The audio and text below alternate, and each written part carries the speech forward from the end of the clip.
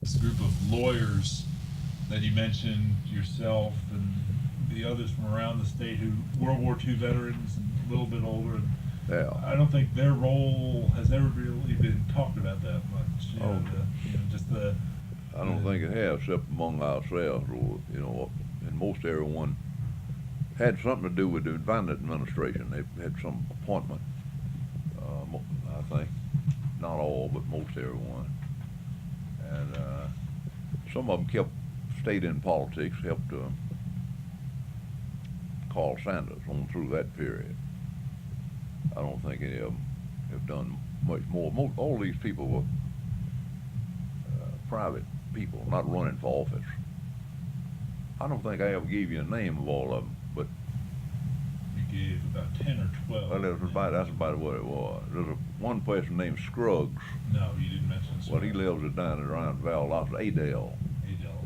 Yeah. What's his first name? Bubba is all I remember. Bubba Scruggs. He went to Georgia with Governor Vanderbilt, and he was in the group. I couldn't think of his name when you were here before. Would you? I don't think he was ever appointed anything, although he may have been. I was curious to know whether you would ever actually sit with the group and as a group and say, these are some of the directions we'd like the state to move in. Oh, we did that all the time. Yeah, we were very much on moving the state forward, and we decided we couldn't do it unless we had somebody in the governor's office, and we went through the lieutenant governor's step,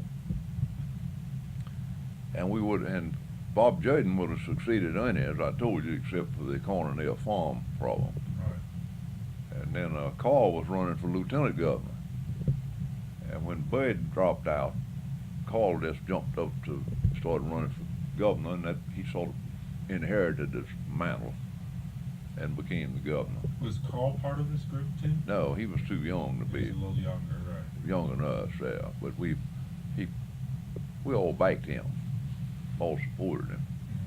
I was thinking of the energy of this group and of the World War II veterans whose careers have been a little. Well, Carl was a World War II veteran. That's right. But he was a young veteran. The war lasted about 5 years. Right. It could be quite an age difference between veterans. And finally, the Air Force started taking 18-year-old pilots, like George Bush, for example. He didn't go to college. He went straight into the Navy Air Corps. Went to college after the war. So there was an age span of like 10 years in there. And all these people, when they got home, sort of telescoped. And anyway, this group was Bob Norman became chairman of the Georgia Ports Authority. He was a lawyer in Augusta, as one. I think I told you, gave you his name. Jim Dunlap became chairman of the Board of Regents. Right, and another member of the Board of Regents, I think. Jim Owen, Right. but was on the Board of Regents. Yeah. Did, since we last talked, I talked with someone in North Carolina who said there was a similar group of attorneys, younger World War II veterans in North Carolina, who also kind of gathered and talked about the state's future, and many of them assumed important positions. I think Bill Friday, who was head of the university system Right. there, was one of them. And was there that kind of discussion? Well, down the road, maybe you'll be on the Board of Regents, or you'll be on the Ports Authority, or that kind I of doubt thing. anybody had any idea of getting any job. I never remember anybody trying to talk in terms of getting an appointment. In fact, nobody really needed an appointment. I mean, we were all lawyers, some kind of businessman, all doing. We didn't need a job. If you get people that need jobs working in politics, then you're in bad shape. I always thought that was one thing wrong with the Carter administration. When we went up to Washington, we had too many folks that needed a job, particularly a lot of young people that thought because they worked in the campaign they were supposed to get a big job of some kind. No, we didn't have that in mind, but I think the world's changed a good bit since then. Probably not too easy to find a group of people that are not looking for jobs. Right. And also, Although you see a lot of good people doing it. I thought we had a very good experience in the Andy Young campaign. A lot of young people volunteered that never would have gotten a job. Wouldn't have been any need for all of it. Obviously, this Olympic campaign is. It's the same thing. Look at Billy Payne. Billy Payne hadn't earned any money in 2 or 3 years. You know, he just gave up being a lawyer just to pursue this dream. He's a remarkable person to do what he's done. He may get a salary now, for all I know, out of the organizing committee, but he must have gone a year or more without any income at all. I'm told he did. Anything else you'd like to sort of share about this group of younger lawyers in their 30s in the 1950s? Their activities, influences, and so forth? No, not really. I mean, these are the kind of people that it takes to make a state, put a state forward. And I think a lot of this was caused, and it probably happened all over the country, not just in Georgia. It was caused by people having been in the military.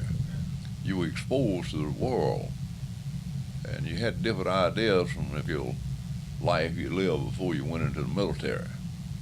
I think the World War II experience, the travel experience, and the interrelationship with people from other parts of the country, and then the GI Bill after the war had a remarkable effect on not only Georgia but the whole country. I think people recognize that now. Probably the single greatest thing ever happened economically in this country was the GI Bill of Rights. If we could have something like that now to just suddenly move the nation forward, we'd have to re-educate everyone. My father's a direct beneficiary of that himself. How about yourself personally in terms of the effect that the war had on you? I went to law school. I was going to law school. I planned on going to law school when I went in the Army. I went in the Army. I was drafted to serve 1 year, a month before the war started, so I thought nothing about that. And then I was planning on going to law school, and I was sort of glad to get the year over with, since I had a low draft number. And in a month, the war started, a little over a month. And it was quite an experience. You know, I went to officer candidate school, and then I became a company commander, and I had troops to look after, and then I ended up with about 500 people under me. I had all the transportation responsibility for the Seattle port and the Fort Lewis staging area. You know, that'd be like running a huge truck line. And I was about 23 or 4 years old when all that was going on. And you don't get that kind of experience except in a war setting. And I had to make my mind up whether I wanted to be a businessman or a lawyer. Because I could have gotten a lot of jobs. And I decided I still wanted to be a lawyer. And I went to law school, and I think I told you before, I was on the way to Athens, but I stopped at Mercer to see if the dean would get me a job. And he promised to get me a job at a law firm if I made good grades the first quarter, which he did. That's how I happened to go to school there. I couldn't have gotten a job in Athens. Wouldn't be any way to do that. And for some reason, I never thought about Emory. Would have been easier to get a job here. But at that time, Atlanta law firms had very bad reputations for paying. And even when I was in law school, there was nobody trying to move to Atlanta because the law firms paid such low wages. And you could get a job if it paid more in Macon or Savannah, Augusta, even Albany, because I had office in most of those places, and I moved to Savannah. But I came to Atlanta though later.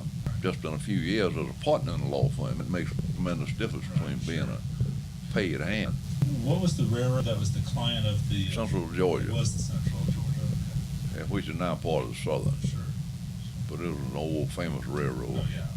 We in our firm as general counsel, and all the lawyers got a salary from the railroad, plus whatever law practice you had. Worked out well. But it had the war had a big impact on me, like it did other people.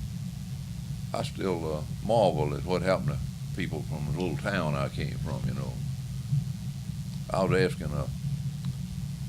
asking some people from America the other day about a boy that I went to high school with. He became a full colonel in the Air Force, and I said, well, I didn't even know he came back to America. He ended up, he was a service manager at a farm machinery dealer Okay. and died. But he was a colonel full colonel in the Air Force. And a lot of people could, particularly in the Air Force, never could transfer the skills. They didn't have the airlines now. Airlines fight over pilots now. Right. But we didn't have all these big airlines at that time. Was Judge Hooper the same generation also from your hometown? No, he's about 25 years older than I am, but he was from Americus here, and his father was a lawyer in Americus and moved to Atlanta. He was a prosecutor in Sumter County down there in the area.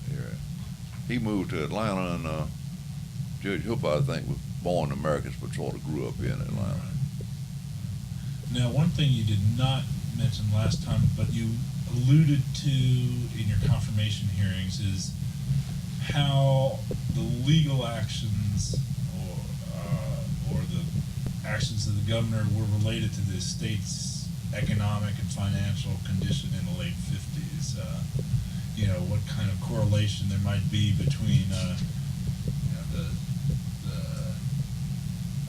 legal strategies and what was going on as far as the state's finances and economy coming out of the Griffin administration. I don't remember any problem about that. We didn't have any financial problems in Georgia then. Talmadge had put the 3% sales tax in, and once that went in, and the state was growing, there was more money coming in all the time, and we had not adopted the policy of hiring everybody in Georgia, putting them on the state payroll. Still running a frugal government, and we didn't have any money problems. Okay, I was wondering whether... I can't remember whether we raised taxes at all any time along that way. We did a lot of improvements by issuing bonds. Big fight between Griffin and Lieutenant Governor Vanderbilt was over the rural road bonds. Sure. Then when Ernie was governor, we had about a 250, 300 million highway bond issue. And we were building all these new buildings in the university system by bonds. We really went heavy into bonds, and had a lot going on, but that wasn't necessary to raise taxes. Most all those things had some way of being funded. See, the gas tax would be funding those highway bonds and so forth. So if once you do that, now when you get into a place where you got all your bonding capacity used up, you're in bad shape. But we didn't have that problem back in those days.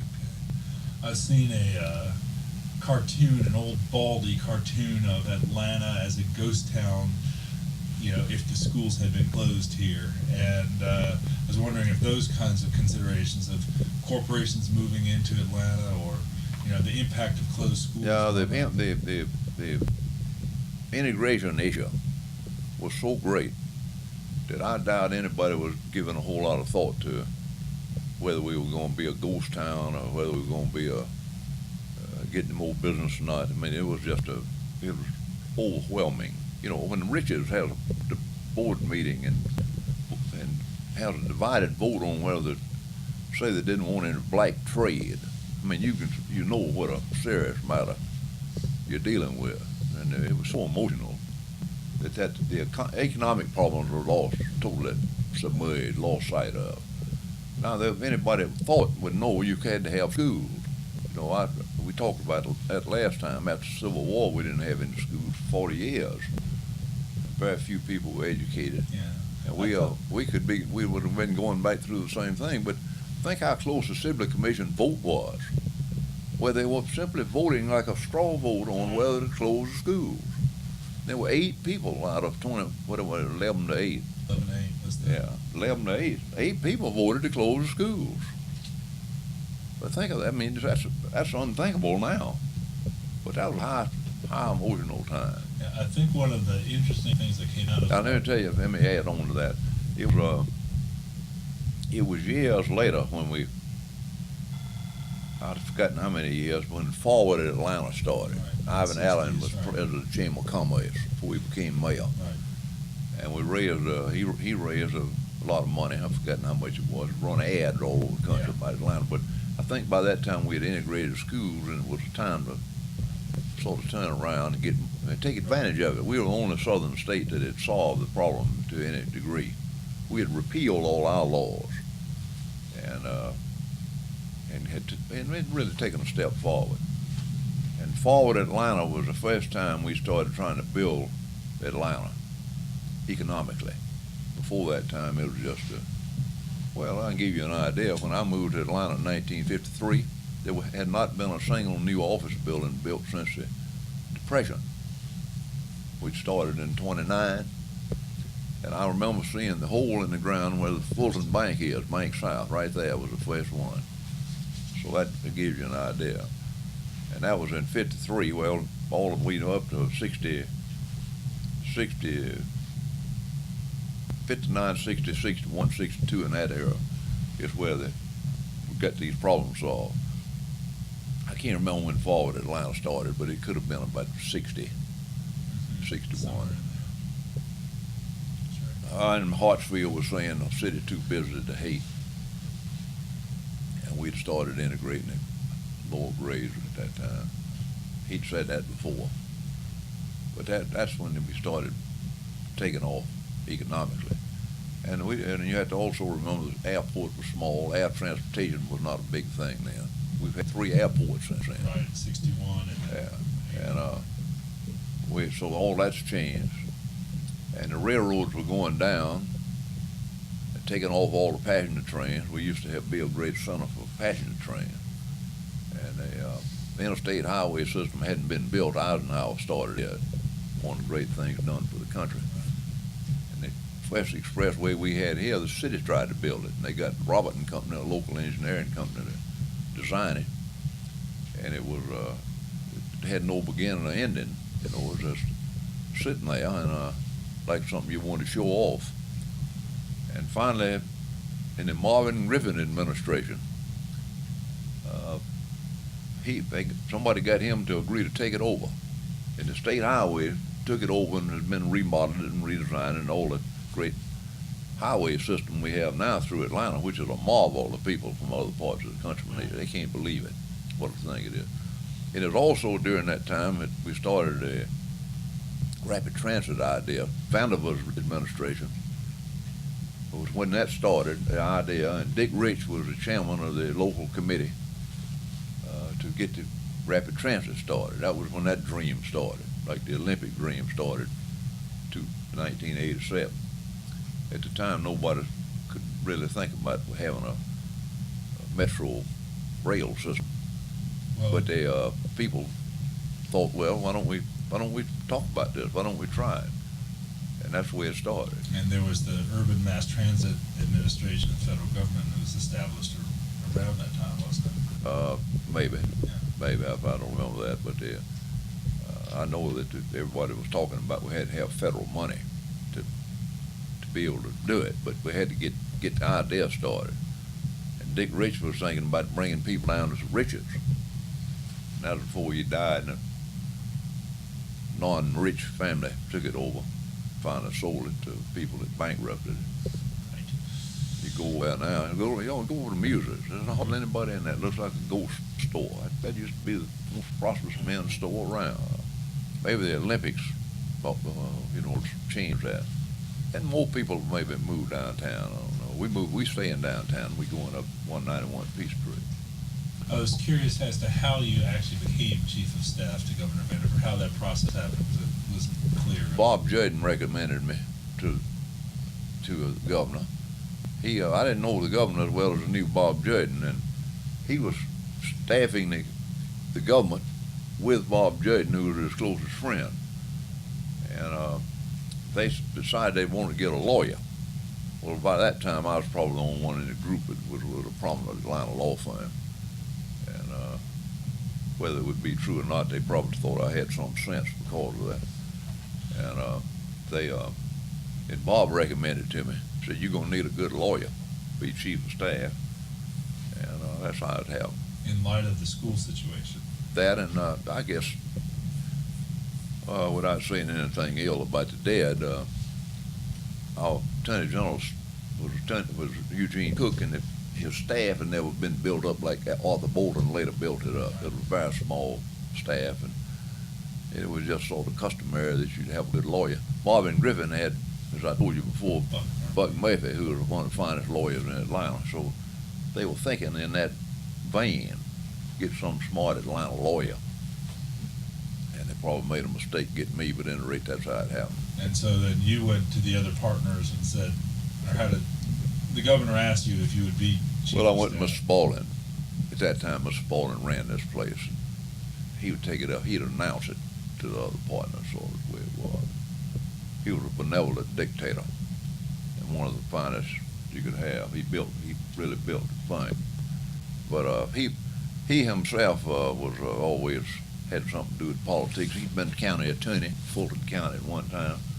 He was chief of staff to Eugene Talmadge at one time himself. So he liked that. He thought it was a good thing. And the firm more or less lent your services to. Well, no, this was just a part-time job. Yeah, in fact, we had one client we had to give up.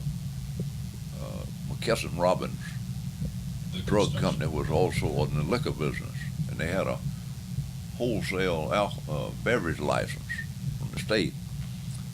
And we didn't want to get in a conflict of interest, so we resigned from that representation. They got some other law firm because we'd be advising the Revenue Commission on occasion. And then I helped find some of the top people. I recruited a lawyer from LaGrange, got Callaway Mills to loan us our general counsel so that they could put a non-lawyer in as Revenue Commissioner. Dixon Oxford, got George Sims. I got Fuller Callaway to agree to pay him a year's salary. George Sims. Yeah, it was going away. It's a severance pay. Otherwise, he wouldn't have been able to take the job. And His position if you was- did that now, everybody would want to prosecute you. His position was what now? In the- Deputy Revenue Commissioner. Okay, so the Dixon Oxford was. Yeah, definitely. Dixon was not a lawyer, and he didn't want to take the job unless he had a good lawyer. So that's how we staff that. Especially succeeding Red Williams, I guess, as Revenue Yeah, Commissioner. and then we wanted to get somebody, just a super person, to be a purchasing agent, state purchasing agent, big job on the heavy fire at that time. Right. And I recruited Bill Bowden from the trust company, and they gave him a year's leave of absence. He later became vice chairman of the trust company. He's retired now. And then at the end of that year, we recruited General Gillum, Right. a lieutenant general in the Army, and he ran it in a most, I mean, you can't believe how strict he was over there with the purchasing. But we were out finding people like that. And I think I was helpful to the governor in doing some of those things. And then I've already described the role I had in the integration Right. crisis. But Just a couple of. this was a pro bono work, and at the same time I was over here trying cases. And so I never did stop practicing law at all. If you look at someone's resume and saw that the governor's chief of staff, you think it was a full-time job. It's really an honorary title. It's not like the president's chief of staff, Right. who's there all on the job every day. Sununu,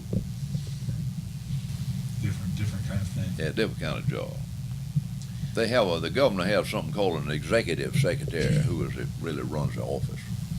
Who was Vandiver's executive? Peter Zach, yeah, It was Peter Zach. yeah. And he has a counsel, Henry Neal. Was his They counsel. both right in his office. Okay. Yeah. And the attorney general was Eugene Cook. still Cook all the way through, right? Yeah. Sanders appointed Arthur Bolton. That's right. Arthur was Jim Owen's partner. In Griffin. Yeah, one of the people in our group. So Arthur, in a way, was up in the group. He was almost in the group. So the group had sort of continuity into the Sanders Yeah. administration as Yeah, well. well, Arthur had become floor leader in the House. Arthur's a very brave man and got a good mind and was just a super legislator. He was shot up real bad in the war. And walked with a walking cane, even back in those days he did. But he made over the state law department and got the whole government under control. That's why we don't have corruption.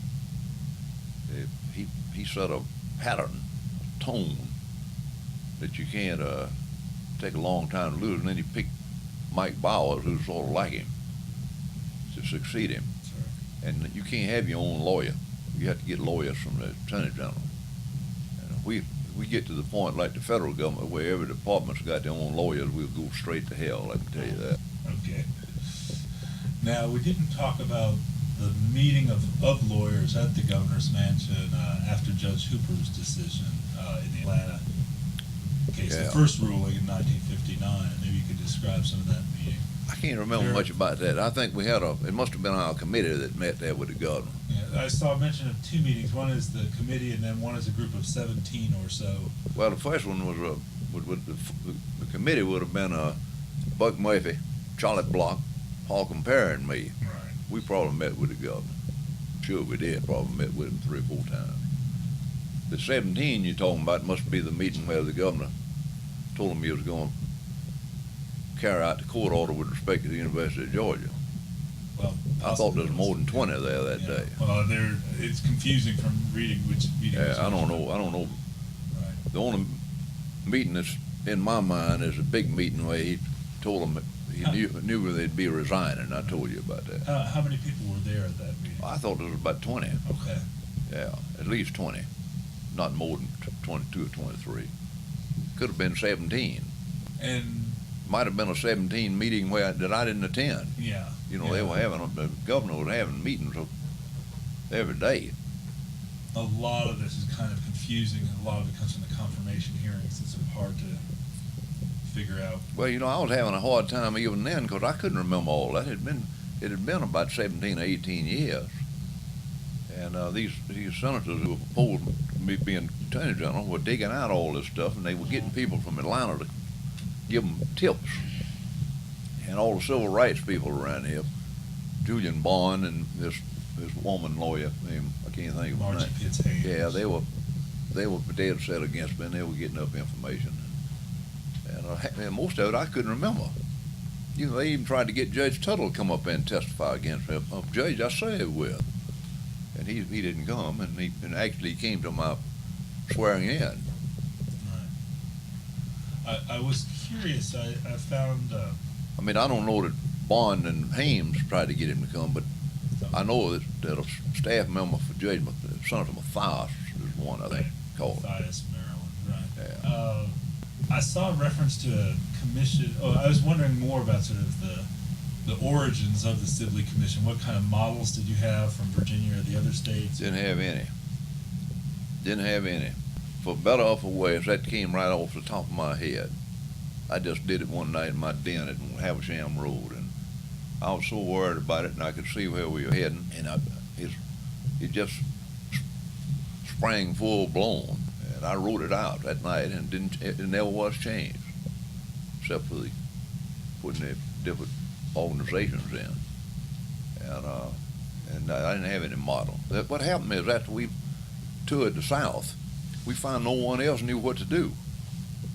And we reported that to the governor, that we hadn't learned a thing, that most of them knew less than we knew, except in the case of Virginia where they still had the massive resistance program. And that was the only model we saw, and that was not a model, that was just a policy they had adopted to adopt the approach of massive resistance. Since we last talked, though, I saw a reference to something in Virginia, a legislative commission, the Perot Commission. Does that ring any bells? I think that was a commission that preceded massive resistance. I have a faint recollection that before they adopted the massive resistance, they had somebody make a study. And you know, they did resist for a long, long time. In fact, they closed the schools, I think, in Palmville. Prince Edward County. I think they actually closed the schools there. It seemed to me that was one of the rulings where they ordered them to reopen the school. I'm not certain of that. It's been all this has Wasn't been so Farmville long. one of the districts that led to Brownlee Board of Education, I think? Wasn't that I don't one of think the so. 5? 'Cause it wasn't. I don't know. Topeka, Kansas, District of Charleston. Columbia, and one's in South Carolina. Charleston, or was it Charlotte? There was one in South Carolina. South Carolina, you know, got John W. Davis to argue the case in the Supreme Court for them. They gave him a silver platter if he wouldn't take a fee, and they gave him which was quite a he was a famous lawyer. Sure. He was convinced he'd won and was flabbergasted. Yeah. That's right. In fact, he made a statement in oral argument that if there's one thing I know, it's that Plessy v. Ferguson has stood all these years and it's crystal clear that that's the law of the land. That's right, I've read that. He Well, it died was, shortly thereafter, and that really stunned him that they ruled the way they did. Well, it was very difficult for people to understand why the schools were being run just as they were when the 14th Amendment was adopted.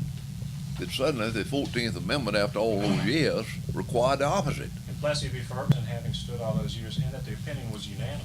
Yeah. Stunned him That's also. right. Well, it was one dissent. Was there a dissent in Hard. Plessy v. Ferguson, Yeah. but not in Brown v. Moore? No. And that was very important. No. in the whole- Yeah, Harlan said the Constitution is colorblind, the worst to that effect. In And that Plessy. was, yeah, about 100 years ahead of his time. Yeah. Well, anyway, this is revisionist reading of the Constitution to everybody, and then so that's what gets these people in trouble that argue about the original intent. Oh, yeah. Yeah, and that's why it gets all the civil rights people stirred up. That's got Bork in trouble. Well, in fact, Although he said he didn't have any problem with the 14th Amendment. if I'm not mistaken, Julian Bond's father actually was one of the historians called in to talk about the original intent of the 14th Amendment. C. Van Woodward was another, and there were other historians, and I know Woodward at least said, well, if you're looking at original intent, you're going to possibly get into, it's difficult to gauge what original intent is. Well, the fact is that there was a strong argument that the 14th Amendment was never properly adopted. But back at some point in the Supreme Court, in maybe 40, 50 years ago, said it's too late in our history to consider that. So the whole thing had a sort of an unusual beginning. That's why people had so much trouble accepting it. And the fact is that when the 14th Amendment was adopted, we had very few public school instruction legislation. That was the argument. I think that was an really interesting point you brought up the last time, that education for everybody was a fairly recent and fairly novel Right. concept, that within people's own family history there Well, let me tell you, in my lifetime, I can remember when we had to buy school books, and your family had to get busy and get all these books up when you started school. And I was in grammar school when they passed the free school book law, and that was a big thing in the governor's race. A big political issue, whether we're going to have free school books. Right. That's in my lifetime. So you can understand what kind of public school systems we had. And mainly city systems. That's why we have so many city systems in Georgia, for example. They had school systems in Macon and Atlanta. A lot of towns, little towns, had schools. Marcus had one. And but they didn't have a statewide school system. And then when we adopted a statewide public school system, every county had a school system. But these cities were little oases. Right. And the schools Of in education. rural areas were tied to the crop. Yeah. Were tied to the cotton economy. Oh, down there where I grew up, yeah, the school would start, and then when cotton picking time came, schools stopped maybe for a month, then started back again. In the summertime. Yeah. After it had been laid by. Yeah, it was all quite different. The two issues that we didn't bring up on the school stuff were the issues of the single school, the single school plan and the local option plan. And I don't know if you have anything to add on your contributions or thoughts about those put out as alternatives. I don't know what single school is. A single school. The legislation said that if a single school integrated in a district, then the whole district would have to be closed. Oh yeah, but there was a lot of laws like that. We repealed all those laws. Right. I mean, I think there was a proposal that rather a single school could desegregate without the district closing. And so Well, that might have, yeah, that might have been one of the laws we passed then. I don't remember all that. Okay. Whatever you write on all that has to be taken in a sense that this was a difficult thing to back away from, leave the position the legislature had taken, and there were steps sometimes. Right. Clearly, these were steps in Yeah. that process, and Sibley, and then the repeal of the laws at the end of the. I think I forgot to tell you, last time, we had the full cooperation of the newspapers in what we were doing. I went over and would brief Gene Patterson on everything, including the resolution before it was even adopted, because we couldn't, we had problems enough without the newspaper sniping it and being suspicious of what we were doing. And they helped a lot. They were very cooperative, and they supported the grand plan. And had it not been so, we might have had more trouble. We did. So, By the time we did get the law repealed, the governor addressed the legislature at night, very dramatic speech, and then the legislature went on and started repealing all these things. That was after the big meeting at the mansion. that's right. Were you there? Where we made peace. Were you up at the Capitol that night? I think so. I don't remember, but I remember it was a dramatic speech. Yeah. And but the papers, not the rest of the state, but right here in Atlanta. I don't know what happened with the papers in the other cities, but I personally was briefing Gene Patterson and Jack Spaulding, those two, on what we were doing. That was in the days before we had investigative reporting. Now they'd think you were getting ready to do something wrong, and they'd assign 5 reporters to investigate you. We sort of lost sight of the public interest, even with the newspapers. Although they're in a crisis, they'd probably do the same thing. The press is pretty actively involved at that time. Well, they were wanting to get the problem solved too. In those days, that newspapers were running the public interest, and our papers were at that time very much worried about the schools and what we could do about it. And we didn't need any bomb throwers.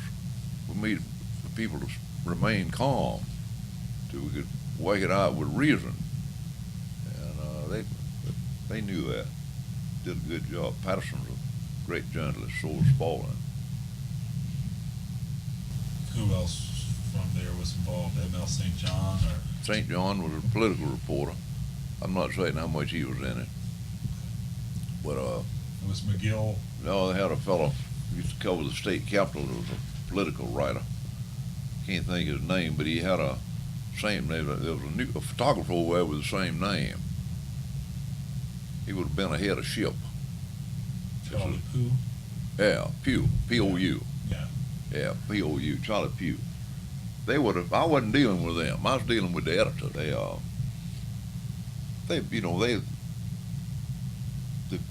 political reporters are not really into the policy business. They're trying to keep up with people and what's happening in action type reporting.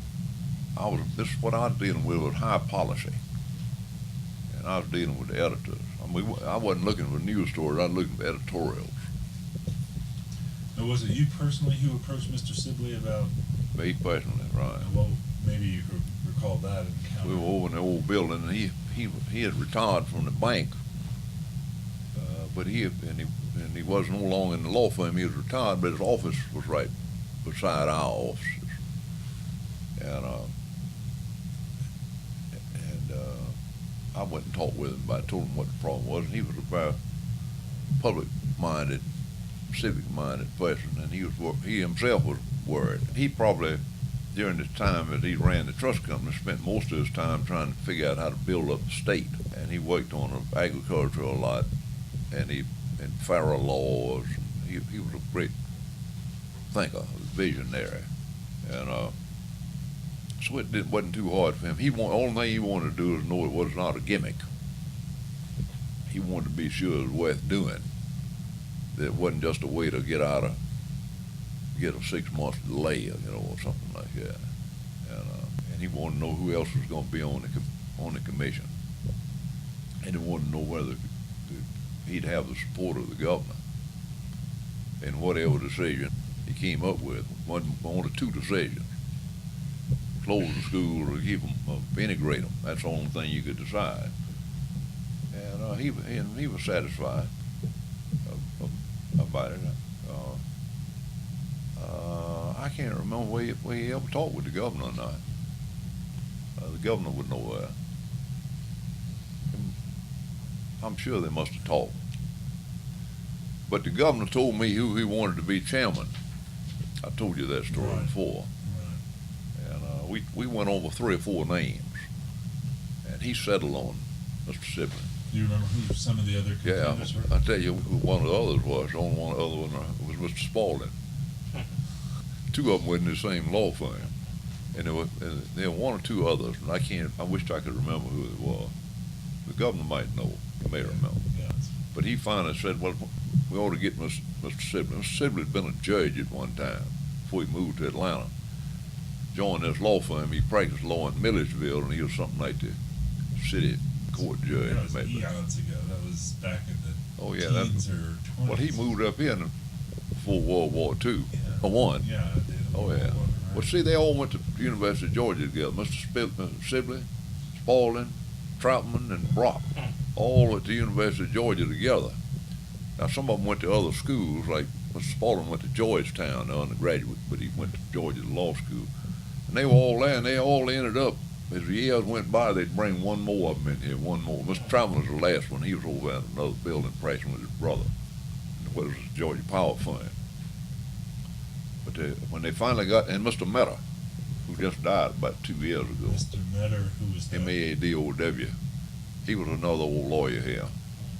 And he was at the university with them. All of them were there. So they got Mr. Sibley up here. I think he was the first one to come. But anyway, and when I first joined the firm, they called him Judge Sibley.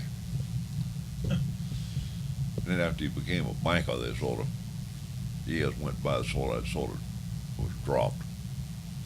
But he was, and it turned out he was just perfect to be the chairman. They had some very boisterous meetings. And he was calm, kept order, fair to everybody, and he was a good listener. Of course, when you were drawing up the names of the people or the titles of the people to be on the committee, you never had anticipated an 11-8 final vote. No, I didn't know how it would come out. But you can't know in advance how something like this will come out. This was just too big a problem to know. If the governor could have solved it, we wouldn't need a commission. It was, and you couldn't, if he hadn't had that meeting that day over at the mansion, he never would have been able to get anything done anyway. But all that was like a mosaic. It all, fit together. Right. The first step was the Sibley Commission. That's right. And that gave people a chance to face the issue, blow off steam, and finally decide what to do. And I would think if you took a vote of the people, I don't know if it would have been 11-8. It might have been 50-50. It'd have been a close vote. We didn't have a big black vote then. Weren't many black voters. That's another thing. It would be quite different today. Well, the Sibley Commission placed the issue of no schools versus integrated schools Right. more starkly than Right. just sort of. Well, it laid made on everybody that start system. thinking about it. You have to get people to debate an issue. That was one of the things that Thomas Jefferson always thought would happen, that the public would be so informed about great issues that they'd all let it be known how they felt, so that representatives would vote. And we have people now that don't even know what the issues are. We don't have that anymore. But in the Sibley Commission, we caused the people of Georgia to face up to the issue. And although it was close, the decision was made by these people, and they were leaders of the state. And they were a very disparate group. I mean, you've seen the group, I guess, like the head of the Farm Bureau. Was that Wingate still, or not? I thought it was John Duncan. Yeah, that's right. John Duncan. You know Duncan Beard? Mm-hmm. It's his uncle. Real? Yeah, Duncan lived right here in Atlanta. Yeah, Duncan's mother was John's sister. But I've forgotten who all the people were. But they every one of them represented a broad group of people except Mr. Sibley. He was president of the University of Georgia Alumni Society. But that was just, fortunately he had an office, we'd have had to start over. If we had named the people, it wouldn't have been, I don't think it would have been as good as naming the organization. You had to start off with a group, and that was a way of reason I came up with that idea. Let's move forward a little bit to your own confirmation hearings on the bench. Were there any things, how did those proceed? No problem at all. No problem. I was chosen by President Kennedy when I had I think I may have told you I had some trouble getting nominated because Carl Vinson had a candidate. Yeah, no, you didn't mention this at all. He went to see President Kennedy. Kennedy had served on the Naval Affairs Committee under Vinson. Vinson was a powerful man in the House. Right. He wanted to get a lawyer in Macon named Ellsworth Hall nominated.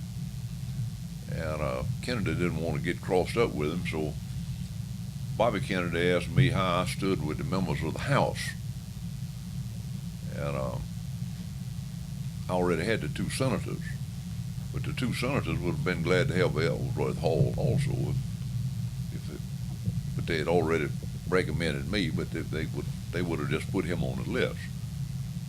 And I said, well, I don't know, I think I stand all right. He said, well, we may get a vote from the House members in Georgia. And he did. It was 9-1 in my favor. And then Vincent still wouldn't agree. And Mr. John Sibley got on a train and went up to Washington to see him and got him to agree. And they had practiced law together as young men in Milledgeville. They were very close friends. And he finally got Vincent to take his hold off. And then when I got over to the Senate, I went out. Talmadge and Russell were there and introduced me, and there wasn't but one senator in the room. And it was Senator Eastland from Mississippi. And that's all there was to it. And who did you succeed as judge on the bench? I don't know who I succeeded. They added 2 seats. They added 2 seats, okay. And there was a vacancy of two, but I always have said I got one of the 2 extra seats. I never heard that story about Vincent. Well, that's never been in the newspaper. I mean, it's been so long ago, I don't mind telling it, but you wouldn't tell things like that when they were living. Right. Mississippi wouldn't tell it. Vincent sure wouldn't tell it. Right, right. That's Yeah. But it had to get the unanimous, at least it had to get through Carl Vinson. Well, they didn't have to do that, but, you know, Senator Kennedy was being careful, and Bobby had already had enough trouble with Speaker Sam Raymond. Went over there, they wouldn't move into the legislation. Bobby went to see the Speaker, and the Speaker said, well, y'all turned down this candidate I had for a judgeship out in Dallas. And I've been so worried about that I can't give attention to your legislation. Bobby said, well, she's too old as a woman, Sarah Hughes. Said she's too old, said she's already retired from the state court. He said, she's not as old as I am. And just left it at that. They appointed Sarah Hughes. She swore in Lyndon Johnson. That's right. Yeah. That's right. But anyway, they were working very closely with the Congress, trying to keep anybody from being upset about anything. They had to get the program through. It turned out they never got a whole lot done because President Kennedy was assassinated. But in those days, you had more politics. Probably not anymore, but it was a better politics than we have now. Were you? You had chairmen who were powerful. Now you have so many subcommittee chairmen. You know, Congress doesn't work as well as it once did. Were you consulted about the appointment of Judge Elliott? Yeah, I was, and but I was already on the bench, and Judge Tuttle and I both were consulted, as I remember. No, I was consulted. I'm not certain what Judge Tuttle had to do with it. I may have spoken with him, but This by Bobby?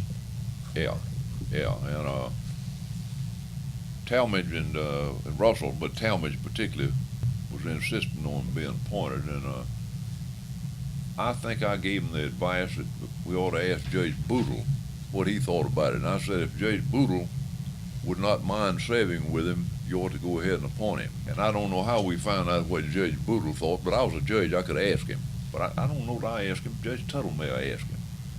But at any rate, that Judge Boodle thought about it, He may have talked with him. I don't know what he did, but at any rate, he came back and said he'd be happy to stay with him.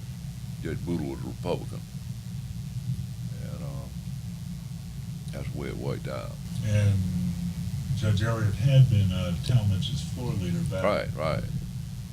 He was floor leader when Talmadge was the governor. Right. So, was his appointment a controversial appointment, or? Yeah. Oh, yeah, there were a number of people in Atlanta fighting him. He was thought of as being very conservative. And some of the Kennedy supporters, I think Mayor Hartsfield was one that was fighting him, as I recall. There was a number of Atlanta people opposed to him. I don't think anyone anywhere else was. It's a sort of a warm-up for the Civil Rights Revolution, you know. People already jousting over political philosophy. I'd like eventually to get to some of the things that you pointed to in the book, Taking Care of the Law, but I'd like to mention a couple of cases first. I am interested in politics. I'm interested in some of the voting rights cases that you presided over as a judge, both before the Voting Rights Act. I guess there were some in Georgia and Alabama. Mississippi was mainland. Mississippi was a battleground.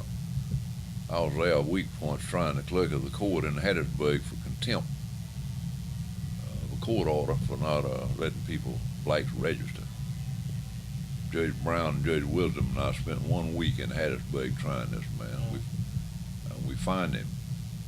I wrote the opinion, I think. $13,000 or some such thing. Well, the case started when they couldn't, they had a Cornell graduate majored in math who was teaching in Hattiesburg, and he couldn't pass the test. And the reason he couldn't pass it, he didn't know what militia district he lived in. And the reason he didn't know that, they only had one map in the county showing the militia district, and they had hid it in the clerk's office. They had a big case on it. It had 30 odd FBI agents working on the case. That was one of the ones I was in. We had already just about broken the back of the failure to let blacks register. One court had just about done that when the Congress passed the Voters' Rights Act. And to my knowledge, we've never gotten any credit for that. I think Judge Tuttle maybe got some credit one time, honorary degree or something somewhere for his voting rights cases. But the court worked hard on those cases. And this is under the Civil Rights Law of '57, or that it widened the. I don't know what law we were under now. I can't remember what law. We didn't have a Voters' Rights Act. We got probably just under the Civil Rights Act, maybe under 1983. I don't know what it was. I had to get one of the cases and look at it, but Yeah. we had plenty of authority. But it was we were well on the way to having that under control. And Congress came along when I think Lyndon Johnson was there and passed what I consider to be a very bad law, in that it doesn't only applies in 6 states. The Voting Rights Act. Yeah. And there's bound to be as much trouble in other states as it is in the South, in those 6 states. That's a very unfair way to govern in a nation where you have an equal protection clause. Sort of ironic. And if you wanted to do it for a year or two, but that's been going on now for all this time. I had lunch Monday with the Attorney General in Washington, and he was telling me about a big celebration they're gonna have. They're gonna have a program on the 25th anniversary of the passage of the Voters' Rights Act.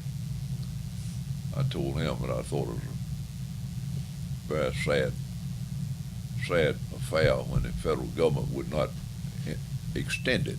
I don't ask that it be done away with, but it ought to be applied to all the states. In the extension, you felt. Well, they can't extend it if they do it. They couldn't pass it. Maybe they could now, but they couldn't then. That's right. Justice Black got really hot under the collar about that, and then Lewis Powell never did come around either. Meaning what exactly? On the Supreme Court, all of them, Justice Black and then Justice Powell always said that it was unconstitutional. Because of the equal protection. Yeah, equal protection. It's obvious equal protection problem.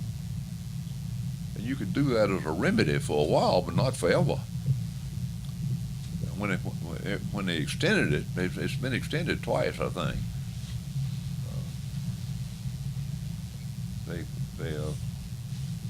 I can tell, made it into permanent law to apply to 6 states. I think it may apply to one town somewhere, maybe In, New York City, maybe. yeah, there's like a couple Of precincts, yeah, maybe, or precincts something. Yeah. outside. Anyway, we had a lot of action on the voter rights cases. So you're saying in essence that the court, Under Judge Tuttle's leadership, I would say that the Fifth Circuit had just about broken the back of the failure to let blacks register on a fair way, on the same basis as whites.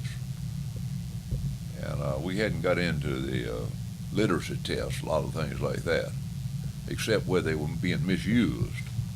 The Voter Rights Act might go farther, I don't know. well, But at any rate, we had made a lot of progress, and I've always thought that we didn't. Congress just never even took note of it.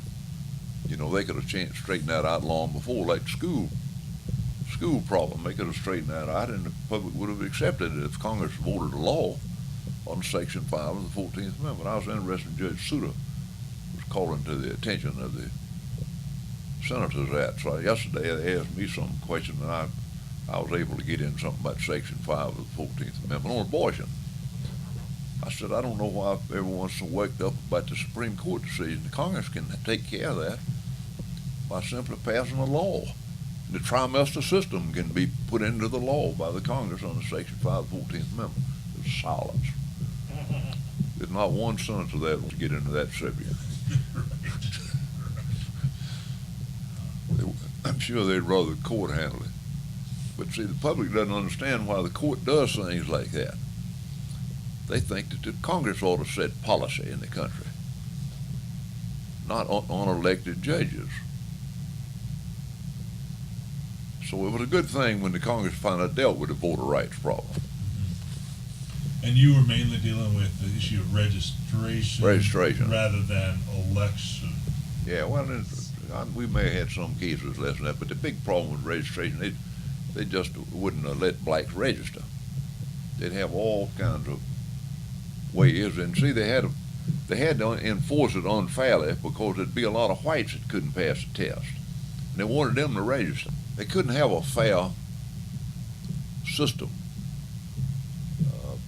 that would exclude blacks. Blacks were becoming more and more educated, like the math professor. So you could catch them every time on the way they were administering the standards. I saw you did a rule in an election case in Fort Valley in 1970. Do you have any recollections about that case?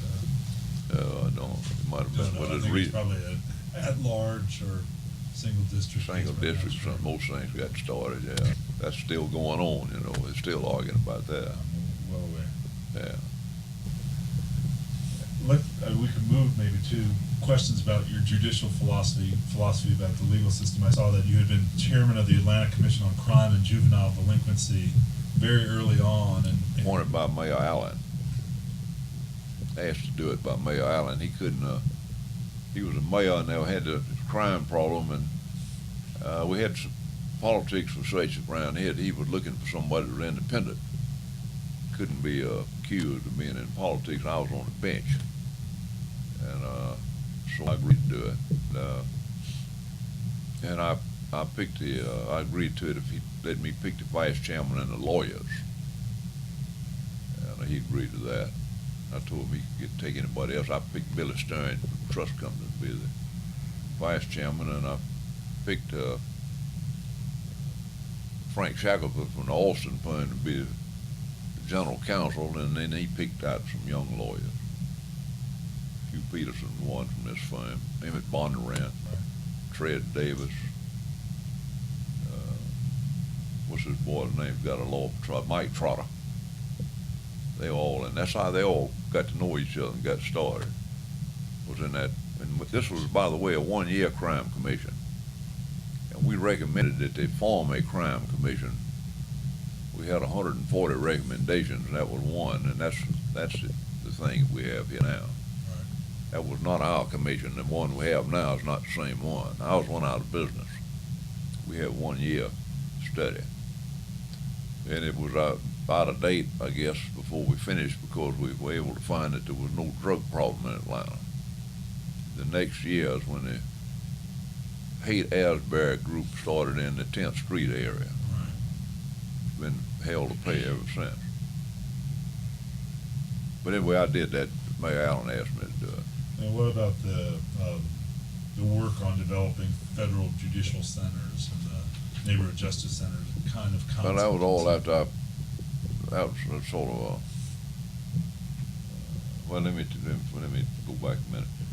Congress created something called the Federal Judicial Center in Washington. It's supposed to be the place where you train federal judges, court personnel, bring them into the modern era.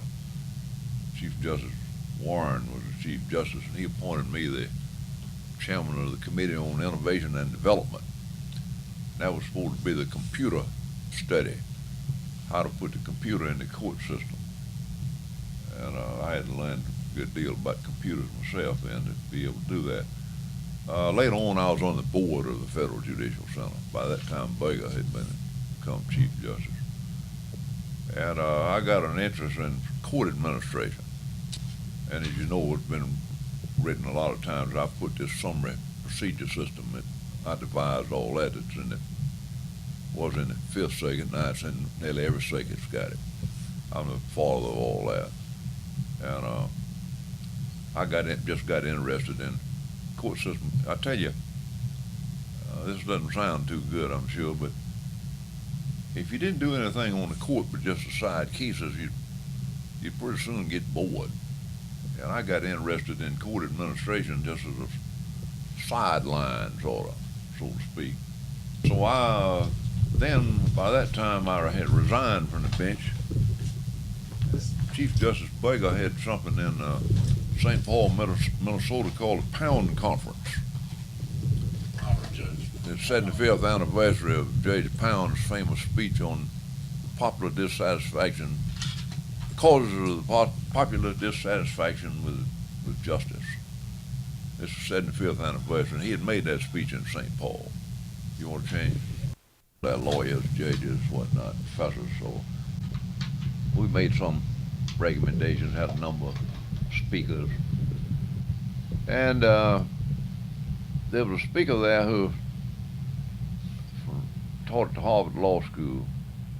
I can't remember his name, but he made a speech called The Courthouse of Many Doors. And it struck me as one of the most brilliant ideas I'd heard.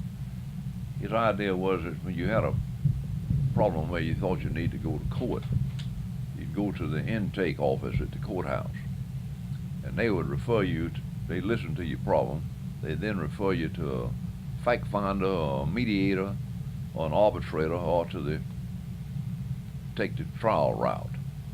It'd be 4 places, 4 doors, and somebody would tell you where to go. That was one of the things that came out there. Well, when the meeting was over, ABA jointly sponsored this with the Chief Justice. The Chief Justice appointed me chairman of something called the Pound Conference Task Force Follow-Up Committee. We were supposed to follow it up, and I was working on it. And one of the things we were talking about is something like a justice center, where you could do some of these things. And totally by coincidence, I became the Attorney General while I was still chairman of the committee. So I then could really do something about it. So we had a Assistant Attorney General for policy and planning, and I never could understand what that job was supposed to be. So I changed the name of it to the Assistant Attorney General for the Office in Improvements in the Administration of Justice. And I recruited Professor Dan Mehta from Virginia to come up there and run it. He could only get a 2-year leave under the tenure system they have there. I brought in Professor Maurice Rosenberg from Columbia to take his place. And they brought in, they did a lot of great things, a lot of studies, a lot of things still going on that they started. And one of the things we started was Neighborhood Justice Center. We started 3, one in Atlanta, one in Kansas City, and one in Los Angeles. The one in Los Angeles was west. It was run by the Bar Association. I told Dan in the beginning that wouldn't be worth anything because the Bar Association just wants to have meetings and argue about things. And it wouldn't be really running it. Kansas City was run by the city, and it was fair. But the one in Atlanta was run by the Superior Courts, and they picked out the chairman and the whole bit. And this was by far the most successful because the courts cooperated and sort of supervised it and sent cases that could be better handled by mediation. And it turned out just to be a mediation center is what it has been. But I'm told that there's 300 or 400 of those over the country now. Edie Prim tells me every now and then about them, how they've grown. Judge Etheridge has become an expert on it, subject. You know, he's almost renowned now in that area. All that started right out here. And that was part of this Pound Conference follow-up. That's where it started. We were able to get an experiment going on arbitration in the federal courts. We got a special act that Congress passed to designate 3 district courts where you had to arbitrate before you could go to trial. And one of them was in Philadelphia, Eastern District of Pennsylvania. One's in Connecticut, one somewhere else, I don't remember. And San Francisco. And we tried that out, and we'd had 3 lawyers would be given 3 cases to arbitrate. And if you weren't satisfied with what they decided, you could take your place back on the docket, try your case. And that we learned a lot about that. We copied that out of a state system in Ohio, Cleveland and Cincinnati, Cleveland and some other place. The Supreme Court of Ohio would put a system in like that. And it was a genius of it was you had 3 lawyers, not 1. People won't pay any attention to 1 lawyer, but they'll believe 3. And they'd already been through that, so we copied that. This started a sort of a ferment in the country. And the district court in Seattle, Washington, Western District of Washington, didn't take arbitration, but they created a local rule that you had to mediate before you could try a complex case, and they designate a case as complex, and they assign a mediator, and they have amazing success. And in one big case out there 2 or 3 years ago, Paul Goldstein here in Atlanta was in it, and they asked the judge if they could pick their own mediator, and they picked me. And I went out there and mediated. I had a meeting with the lawyers there for 1 hour, asked them to file short briefs, and made up a system where we'd let them argue all day, 4 hours to decide, and if it needed more time, they could have that. Then I'd comment on the case and try to settle it. And we were able to settle it in the afternoon of the second day. But they had to bring the clients with them, as a rule. And that's all I know about it, except I'm told that it's been very successful there. And so there's a ferment all over the federal system like that. And because we've reached the point where courts can't handle all the cases. You know, and that was easy to foresee. This was in '76 when we got into all that. And I'd already seen it in the federal system by virtue of the Federal Judicial Center information, and also the Fifth Circuit was just growing by leaps and bounds. And meanwhile, during that time, I became chairman of the Judicial Administration Division of the ABA, which is a big division, includes all the judges, various kinds, and some lawyers also. And I had a deep interest in all that, and after I left the Attorney General's office, of course, I've had nothing else to do with it, because I've been busy practicing law, and you can't, judges that look down on lawyers who hang around there too close, you know. I've always got some cases, and I don't want to be in any conflict, so I don't deal in any of that anymore. Have not in 10 years. But I enjoyed doing it while I was going, and it's a big challenge, and somebody ought to be dealing with it. And fortunately, there's a few judges that like administration. Not many, but there's a few. They got one up there now running the Federal Judicial Center named Schwartzer from San Francisco, district judge. He's very good. And they had Judge Godbold before him, who was a Chief Judge of the 11th Circuit. He wasn't bad. In fact, I'd say he was good. Judge Hoffman from Virginia's headed it up. Different judges. Just Tom Clark, Justice Clark, headed it up at one time. A lot of good ideas have come out of there, but we need to spend more time on court administration. The state courts have something called a state court center, but it's not funded. They have a terrible time getting money. The states won't put the money up. And they wouldn't take federal money. And I used to give them grants when I was Attorney General. We had the LEAA. Right, sure. But they would not, they're so proud that they don't want to go to Congress and ask for money. Because they think the federals would run it, you know. But the states won't put the money up. And they try to get corporations to give them money and that sort of thing. Few of the states give money. But it's never come to full fruition. What other kinds of results or consequences of the follow-up commission were there? I can't remember now. I know Recommendations. a lot of the things you can get a copy of it. Yeah. The report of the Pound Conference Task Force Follow-Up Committee. I've got one here somewhere, unless it's at Mercer Law School. Probably down there. Anyway, ABA'd give you a copy of it. Concerning We had a formal report. concerning cases I think who you ought to interview is Professor Meadows. He can Okay. remember all these things just like that. at Virginia. Yeah. Is he still in Charlottesville? Oh yeah. He gave a paper to the Justice Department Monday morning. He's blind. He got up there and talked 15 minutes. It was the most lucid presentation you'd imagine. Warren Christopher gave a paper on the Justice Department, and Bob Bork gave a paper. 3 of them. They started a new magazine there called Justice, and this was the beginning. I'm on the advisory board. Attorney General Levy and I are the only former Attorney Generals on the advisory board. So I went to it. Levy wasn't there. But these things are good, and Dan's in great shape. We had lunch with the Attorney General, and Dan was sitting on one side of him, I was on the other, and I said, "Now, Dan, be careful, he'll recruit you. You'll have to come back up here." But they won't, as soon as the Republicans got in, they did away with that office. Oh, really? Put it back on policy and planning. I've never been able to get one of them to tell me what to do. Used to screen the judges. I know one thing they were doing with them. We didn't do that. We had Mike Egan's Associate Attorney General's office did that, but they doing more of that at the White House now. What else did he do in terms of real changes in administration of justice during your tenure as? Well, they wrote the standards for prosecution, which have been suspended. And Warren Christopher recommended strongly in this paper he gave to put them back in so we can have a uniform national standards for prosecution. The U.S. attorneys have to follow. And hopefully we might get the special prosecutor to follow them.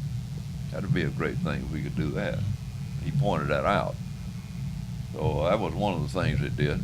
And in my judgment, a landmark thing. And I don't know just when they were suspended, but it was not in the first Reagan term. I don't think Smith did. Must have been in the next group.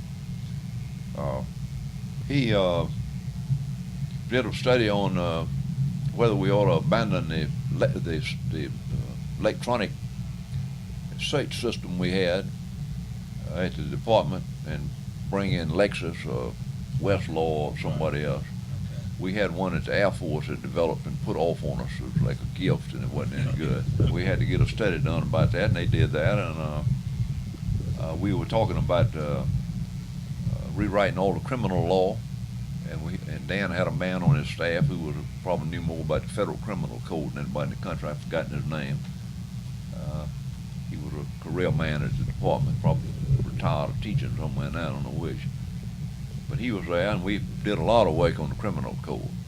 That was a project at the Senate was Senator McClellan was dealing with when we got there. He died, but it kept going. It never was passed. Parts of it were passed. We had a study done on the parole system and whether or not we ought to do away with the parole board and put in this uniform sentencing system. And we did that because the parole board was operating in such an uneven way. And you know what's happened about that, all that's been adopted. I've forgotten what other things. He formed a national conference on appellate courts, maybe on broader than that even. I've forgotten. I know they all went out to New Orleans for the first meeting. They're still going. He recommended the Justice magazine that they're just doing right now. Dealing with With the issues Justice of Department, administrative yeah. justice. He's the other day was recommending that somebody bring the Justice Department history up from 1933. Justice, he wants to get Justice 2. That's Federal Justice 1. That's written by Homer Cummings, the Attorney General, and McFarland, who was an assistant and who later moved down to Charlottesville and taught there a long time. I've got a copy they gave me for speaking at Virginia. It's down in my home down at Sea Island. It's autographed by McFarland. But Dan wants to have Justice 2 written, Federal Justice 2. This is 1937 that was written. Well, that may have been reprint. Right. I don't know. Reprinted 1970, it says, right? Yeah. Um, Anyway, Dan's just full of ideas, and he was a perfect man to run the place. And Rosenberg was the same kind of a scholar. What were your thoughts, or are your thoughts on the jury system? You know, We thought that, I've forgotten where I ran across this, but it was a bad mistake to cut down to 6 jurors. I know where it was. I was on some sort of a commission, the ABA Commission on Standards of Judicial Administration. That's what it was. And Justice Berger had already gotten a 6-person jury put in many places. And we came across a study that says you can't get a decent dissent in a group that small. There's some psychology study called small group dynamics. And 8 is the smallest number you ought to have in a group to try to make fair decisions. room for dissent. Right. You'll get up 2 and maybe 3 views in 8. In 6, you'll get up 0 or 1. No more than 2. Okay. And so we got a chapter in there on that, and I'm strong to believe that. I would have stayed with 12. You know, what we spend on justice is nothing. It's just a minuscule in the order of things in this country. And I know that you get a better system on 12 jurors, and you get 12 in criminal law, for example. And a lot of the federal courts never have gone to the 6-person jury. We got a case getting ready to start in Charlotte a couple of weeks, 3 weeks now, I guess, in a civil case, and they have 12 jurors still. But most of them are down to 6, and that's unfortunate. Any thoughts on the replacement of jurors by either lay judges or judges in determining? I don't. I favor the jury system, but if we don't do something more to get more literate jurors, we will eventually going to lose the jury system.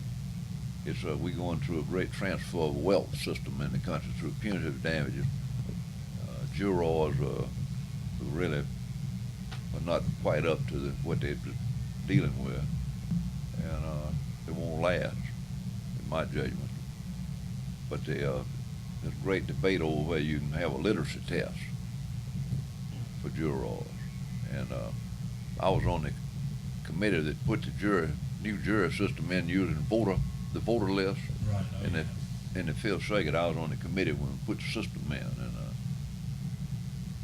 that was a big thing. Is you send a questionnaire out, and you have to answer the questionnaire, and then that's an indirect literacy test,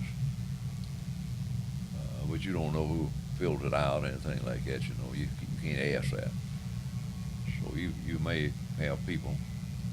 Well, first off, you have people that a lot of times that don't have a job. They don't own any property, and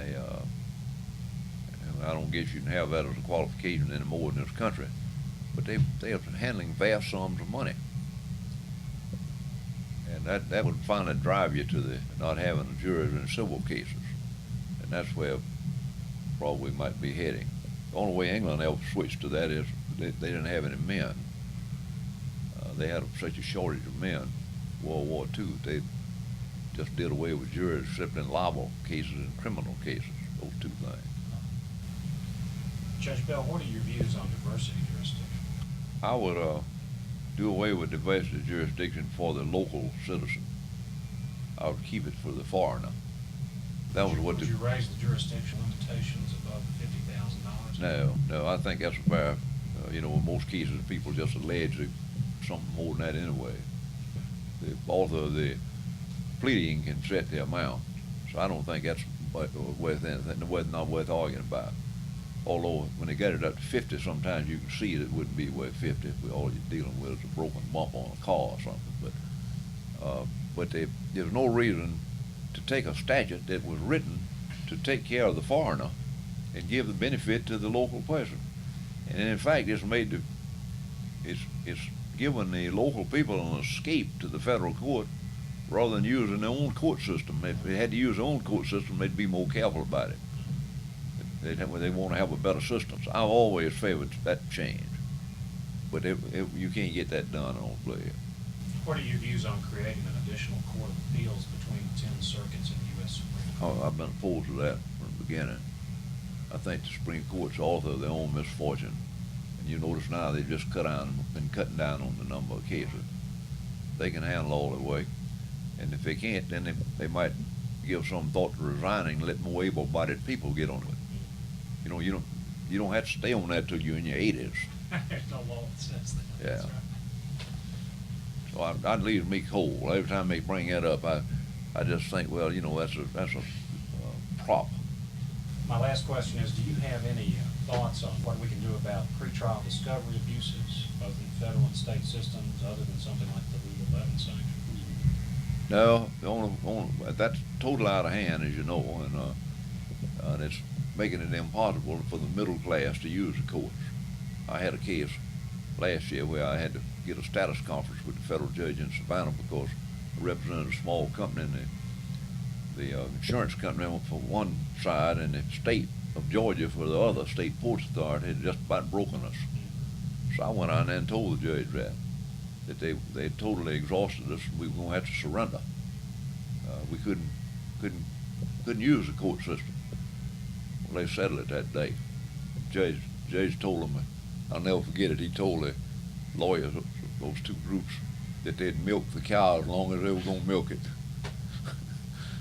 But most of the time you can't get a judge to listen to that. That's true. And it's terribly expensive, and unfortunately we've got a whole generation of lawyers now that are skilled in discovery. And they rarely ever try a case, they're just skilled in discovery. So it's pricing them non-pauper out of the market, leaving the market to the pauper and to the rich. Right, exactly. That's where we are, and that's a very bad situation. I would put a limit on discovery, a severe limit. Like maybe if you couldn't, it's like the court system now all got these 20 interrogatories. Mm-hmm. You could put on a certain number of witnesses, Right. and that's it. You could depose the opposite party, a representative of the opposite party, And a select. and then 3 witnesses aside, Yeah. something like that. Bork and Katzenbach and I were on arbitration. A huge case between Hughes Aircraft and the Hughes Medical Institute. And we put a rule in like that on the lawyers. We had Carla Hills and her group on one side and Arthur Lyman and his group on the other side. You should have heard them. They thought it was terrible. And Bork said, well, that's the way it is. That's the way it is. They had no trouble handling it. That's interesting. Yeah. I mean, you could.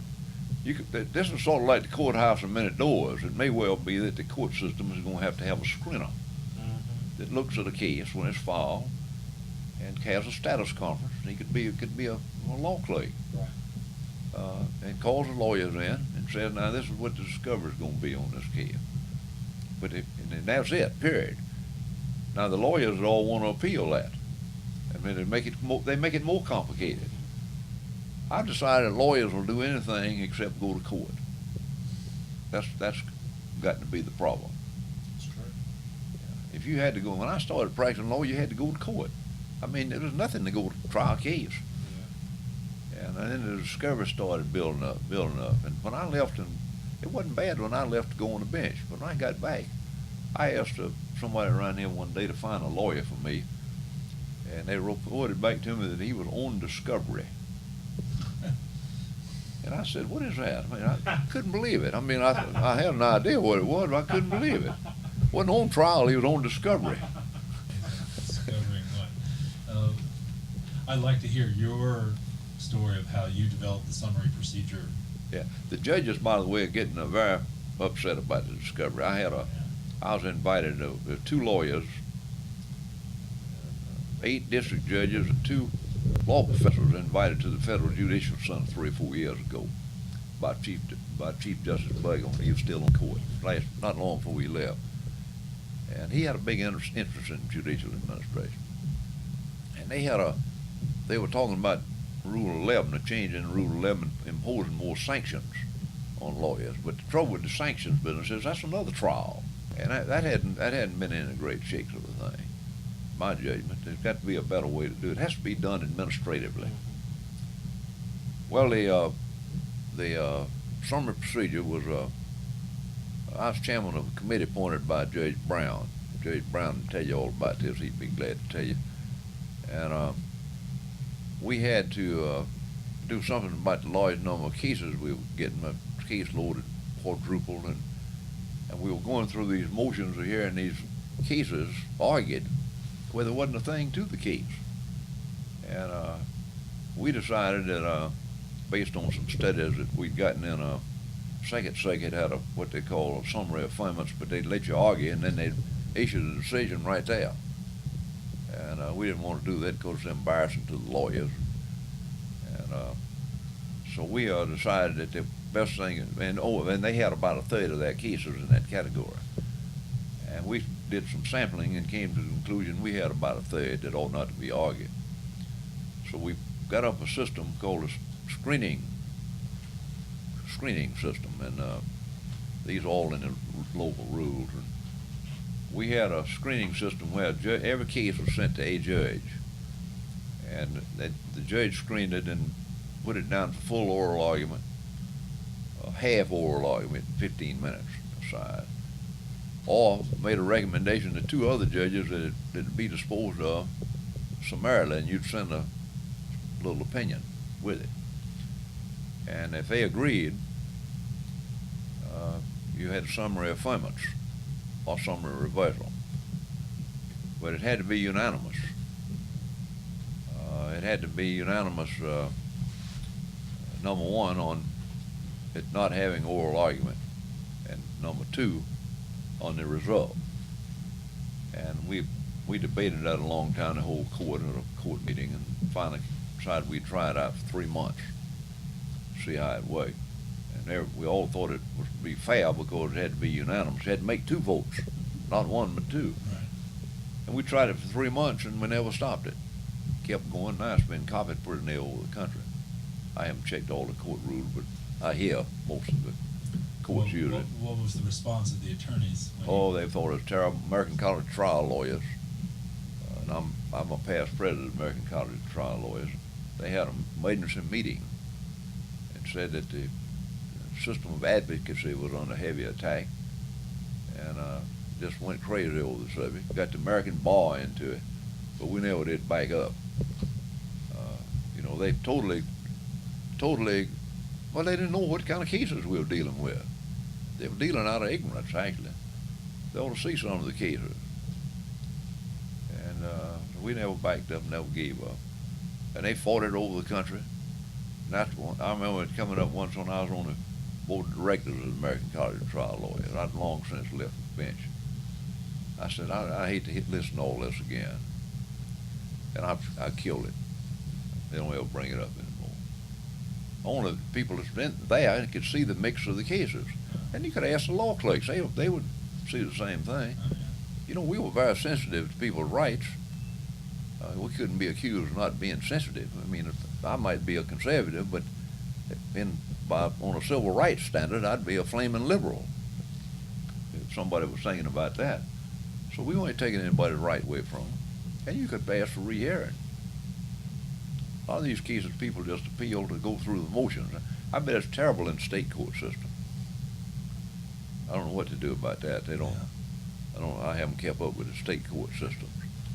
But anyway, that's the way it is. And Rule 18, 19, 20, and 21 it was. They got the rules, different numbers now. It's the same system. Well, I think this has been tremendous today, and I think it will be very valuable for people. And thank you very much for your time. Yeah, if you want to get some information on the voter rights cases and the summary procedures, all those things, you ought to talk to Judge Brown. He's about 81 years old, but I had breakfast with him a few weeks ago. He was here in Atlanta. He's very bright. He's in John R. Brown New Orleans, in Houston. In Houston, okay. Yeah. And then Judge Tuttle is very bright. Right. Unfortunately, Judge Tuttle's still on the bench and doesn't like to talk about his career on the bench. All right, I bet you Brown will talk to you. Right. Right. No, I've actually talked with Judge Tuttle because I'm afraid that he'll keel over one day while going to work at the age of 90. That's what he wants to do. That's what But he's 93. 93, I know. Yeah, no, that's what he'd like to do, I think. He wants to work right till he dies. And I talked with him. And his mind's still good. He said, I will talk with you about my career before 1954 when I was appointed to the bench, but since I'm still on the bench, I don't want to. Well, if he said that, that means that that's the end of it. That's written in stone. He's not gonna change. He's not going to change. I'd give up on that. Right. Anyway, But Judge Brown succeeded him as chief judge. Yeah. And That'd be actually a good- he knows everything Judge Tuttle knows. He was in the first civil rights That's case right. Judge That's Tuttle right. was ever in. That's right. And I think he will talk to you. Okay, That's great. why I used